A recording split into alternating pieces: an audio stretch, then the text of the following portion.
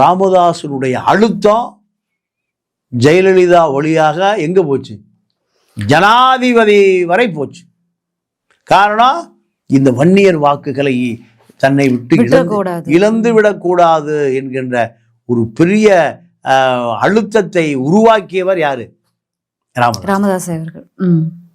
இப்போ ராமதாஸ் இப்போ கண்ணீர் விடுகிறார். இந்த கண்ணீருக்கு காரணமே அவர்தான். அன்புமணி இல்ல இல்ல இல்ல, அன்புமணி மேல எந்த தவறும் இல்லை. நீங்க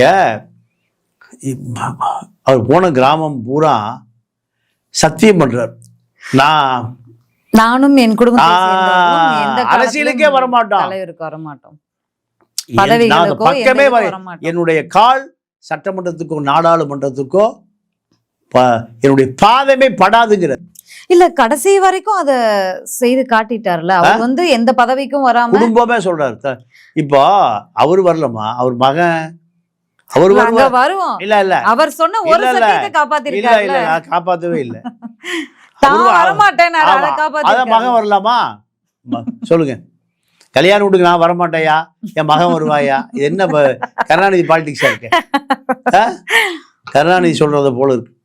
அப்போ